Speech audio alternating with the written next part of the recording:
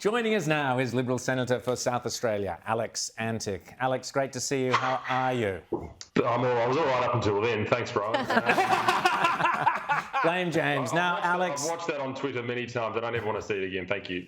OK, Alex, want to get your thoughts on the election. The fight begins here on Outsiders every Sunday morning to bring a Peter Dutton-led Conservative Liberal government Liberal Nationals government into Australia in 2025.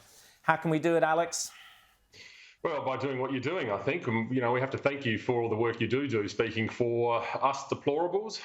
It's much appreciated. Look, I think that'll play out over time. We've got to finish the Senate count first up, apart from anything else, in order to get a party room. We still don't know all of those questions, and that may not happen for weeks on end. But look, I think that Peter would be a very strong choice, a very good choice, and a very likely choice from where I would sit. So let's see what happens.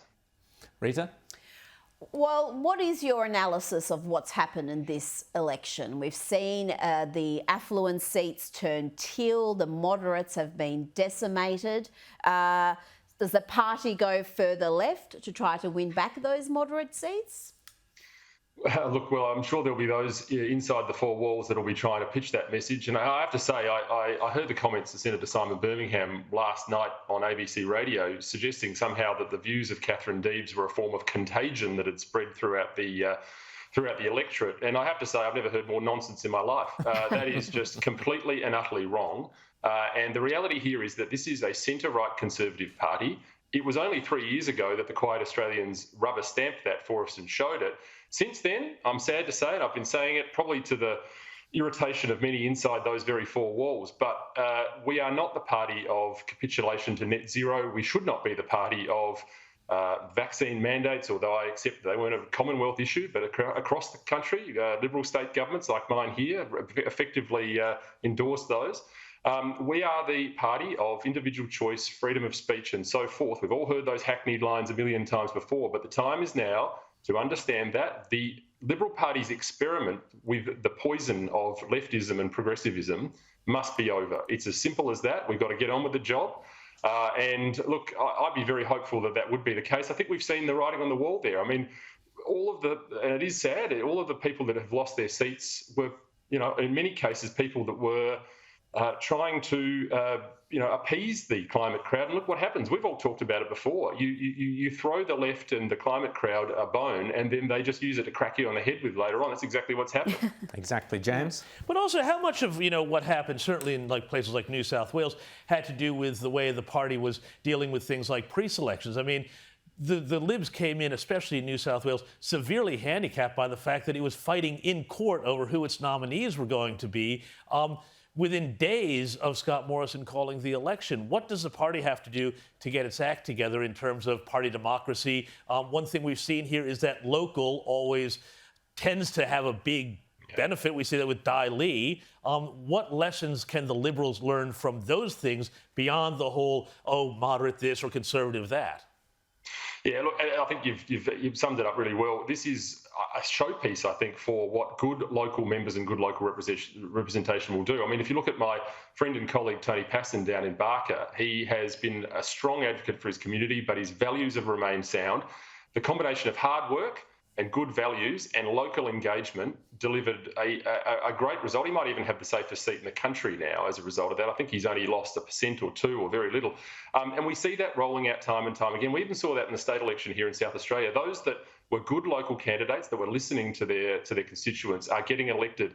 And can I say this as well? The other thing I want to see from the party is a drift away from the political swamp. We have too many political staffers that become politicians in this party. I'm not one of them, but this has become an elite club.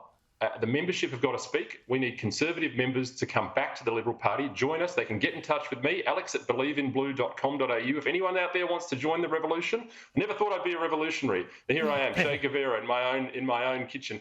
How about that? But that is what needs to happen. It's a grassroots political organisation, and we need to get that back.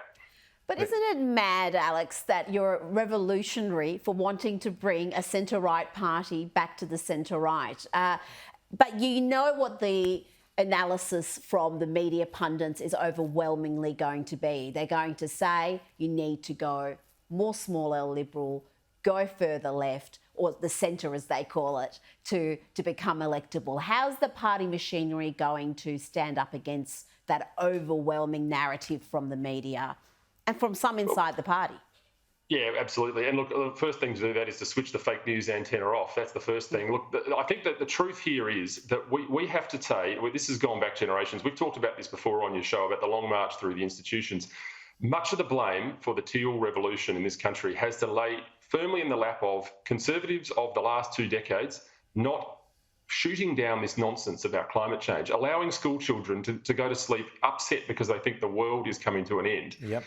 That has given rope to these teal candidates where there should never be. It's like the parent that says to the child, you can't eat chocolate all day, every day, and they kick and scream and wail. Well, sometimes you've got to be a tough parent. You've got to tell it like it is.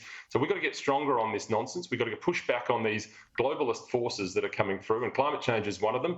The World Health Organization and their treaty is another one, and not be frightened to call out. We've got to drown out the Guardians, the ABCs, because we didn't do it when we were in power. We're going to have to do it when we're in opposition. Now, Alex, I'm delighted to say it looks like you will have as a colleague Jacinta Price, who is one of the genuine, wonderful voices of Indigenous Australia. How can you and Jacinta and others, how will you be able to, tackle the incoming First Nations ambassadors, First Nations education secretaries, the whole kind of Jacinda Ardern style racism? How can you tackle that? By telling the truth, Rowan. That's all we ever need to do in politics. It shouldn't matter whether we're in opposition or in government. We must always tell the truth. And if that means getting a few noses out of joint, Catherine Deves has shown you can do that. I will say this, though. The issue for people like Jacinta, and she's a very strong person, by the way, and as is Catherine, but the slings and arrows do seem to come to women of the right over and above women of the left, so that she will cop that. She'll be very ready for it. But the selective sisterhood of the left will come for her. We'll be there to support her with that. That's a great message. She's going to have that fight every day in the chamber, I suspect, and she's the voice of reason and common sense, and I welcome it. And Alex, one final thing. I hope you're going to be wearing that teal-coloured shirt to Parliament. I think we admire the sense of humour. Perfect, mate. This is anyone would tell you this is turquoise, not teal. Excellent. Thank goodness for that. I'm colourblind as well as deaf. There you go. I'm sorry. Thanks, Alex Antic. Good luck in the Senate, and we'll see you lots and lots of times here on Outsiders in the next 3 years as we fight to get a Peter Dutton Liberal National Government in 2025. Thanks, Alex Antic. Looking forward to it. Thank you very much.